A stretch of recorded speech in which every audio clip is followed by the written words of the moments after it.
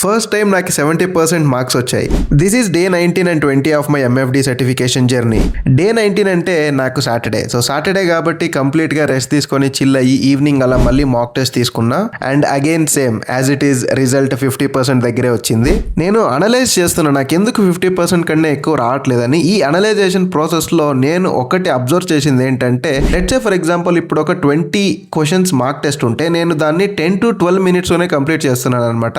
దీన్ని మైండ్లో పెట్టుకొని నేను డే 20 నెక్స్ట్ రోజు నేను మళ్ళీ షార్ట్ మాక్ టెస్ట్ తీసుకున్నాను అనమాట. ఒక 20 క్వశ్చన్స్ ఉండేది.